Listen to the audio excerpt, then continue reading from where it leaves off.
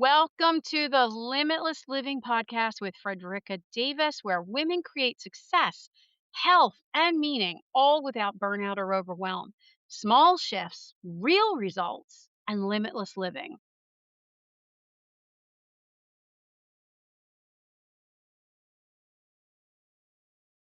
Hello, and welcome back to the Limitless Living podcast. I'm your host, Frederica Davis, wellness expert, entrepreneur, and creator of the Limitless Reset Method. So, today is Sustainable Success Tuesday. This is where we get to talk about building success, leadership, and life in a way that actually supports you instead of keeping you stuck in the patterns that are no longer serving you or stuck in burnout and overwhelm. So, if you have ever felt like you do know what to do, like you've been reading the books or taking the courses or learning the techniques and having the conversations, but somehow yet you're still not breaking through in a way that you want to, this episode is for you. Because today we're talking about something that almost no one really explains fully. And this is the silent self talk that keeps us stuck. You are probably not even noticing this self talk, don't even hear it. And most women I talk to don't necessarily walk around saying to themselves, I'm not good enough. Some do, but most don't. That's not usually how it actually shows up. This silent self talk, it's really much, much quieter than that, much more sneaky or insidious than that. It sounds more like, I'll do it later, or I just need a little more time. I'm not ready yet. Or I don't know, let me think about it. Or I'll start Monday, or I'll start next week. All those things, they sound reasonable, and sometimes they can be. But what's underneath them often is what's actually keeping you stuck. And I see it all the time with the women I work with. Women who are smart, they're capable and driven. Women like yourself that want more in life. Maybe you want more health or more freedom with your time, more income and abundance or more peace. And, you're doing the things to get to that place, but yet somehow you're still feeling like they're not working, like they're just not hitting the mark. And you're not having the breakthrough that you need to get to the next point that you want to be. And they're doing all of the things to work towards that, but they're not taking the time to stop and sit still. And by that, I mean sitting still long enough to break through patterns that might be holding them back. And when I say sitting still or slowing down, I mean really looking at it.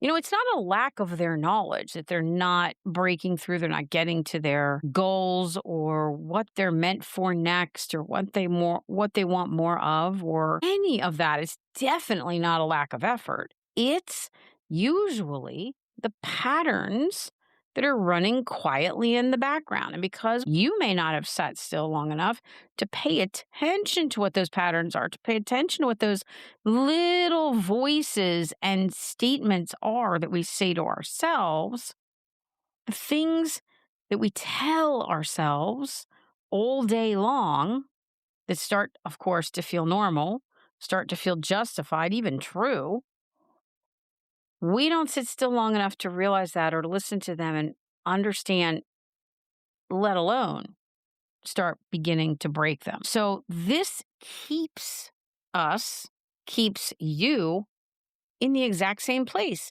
And that's why sometimes you can feel like you're working and working and working and you're trying to move forward. You make, two steps forward and one step back and you feel like you're spinning wheels and not really getting anywhere. So let me break this down a little simpler because once you see this, this is where the real change is going to start to happen for you. The thoughts beneath the thoughts are what creep in and derail us. So, number one is this is the first thing you need to understand. The real thought is not the one that you hear, it's the one that's underneath it. So when you say something like, I'll do it later, what's under that is something more like, I don't feel ready. This might not work. What if I fail? You're procrastinating. That I'll do this later procrastination is coming from some other feeling.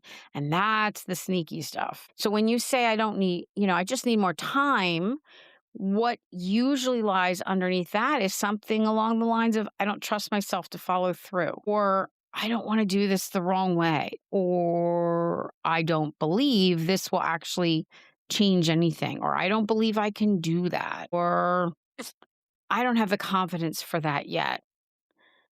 These are not surface thoughts. These are the identity level beliefs that live inside of us, and they're running us constantly. These beliefs that are running under the surface constantly look more like these types of thoughts. And sometimes it's hard to recognize them as being the self destructive ways of thinking and identities that we have. It would be easy if we just thought, oh, I can't do that because I don't know how to do that, or because I'm afraid I'll fail. But that's not how it shows up the most. And that's why sometimes it's so hard to break these patterns because it just shows up with more procrastination, or I need more time, or coming up with excuses. These are identity level beliefs. So, the second part of this I want to talk about is that your brain is actually, and your nervous system, they're actually designed to keep you safe, not necessarily successful. Now, think about that. This is where people really get tripped up. Your brain and your nervous system, they're wired for familiarity. It makes them feel safe. They're not wired for growth or expansion. They want familiar. So even if your current patterns are keeping you stuck, even if they're not good for you, they're familiar. Your brain will keep choosing them because to your system, familiar equals safe, unknown equals threat. So when you try to do something new, like in your business, if you try to raise your prices or show up more in life, in business, whatever it is, try to take on a new goal, try to have a hard conversation. When you take better care of your body, your system doesn't go, yay, this is awesome. This is growth. Let's go. It instead, what it does is it literally goes, wait, wait, wait, wait, is this safe? And it pulls you back, not because you're weak or you don't deserve it, or because it's unattainable or you're not enough or any of those things. It does it because you're human. And it does it because its knee jerk reaction is to keep you safe first. Even if it's not genuinely safe, it just feels that way. So the third thing is we have these, what's called, I call evidence loops, so to speak. You create what you keep on confirming. So this is where it gets a bit more powerful. You act based on what you believe. You think about, you bring about, right? What you think about, you bring about, or that which we think is that which we create. There's many sayings. They've all been shown. I can tell you personally, professionally, and for since the dawn of time, probably, these have been shown to be true. And whatever you believe, you will act accordingly with that belief. Then what happens is you collect evidence to support the belief because, of course, you're acting on the belief.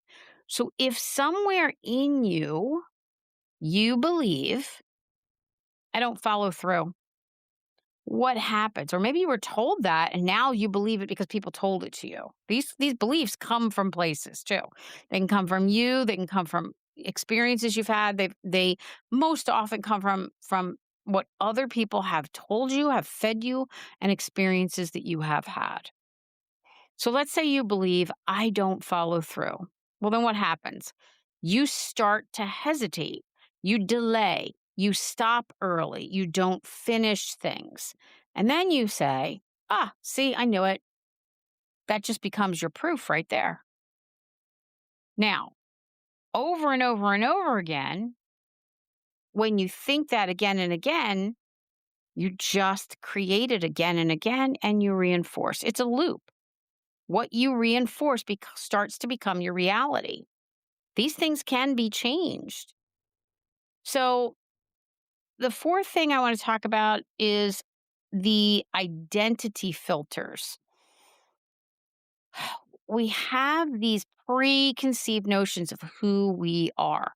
Again, brought in by other people, by our experiences, by what we see in the world, many different ways. And you don't act based on goals typically. This is the part people often miss. You don't act based on your goals. You act based on who you believe you are. So you can say, I want to grow my business. I want to feel better in my body. I want to make more money. But if your identity and what you believe you are and who you believe you are is still saying, I'm inconsistent, I always fall off, I've never been good with money, I don't finish what I start, all the odds are stacked against me, everything is always so hard, all those different things, your actions will create the necessary steps, problems, challenges to match your beliefs and your identity every single time. So let me say this very clearly. You're not likely stuck because you don't know what to do. You're stuck because of what your brain is quietly confirming all day long. So, this is where I want you to pause for a second because this is not about judging yourself. This is about noticing.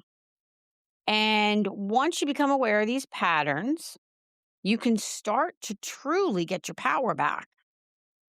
So, I have a few takeaways for you, some actions I want you to really start with. And I'm going to give you just three things for this week, and I want to keep it really simple.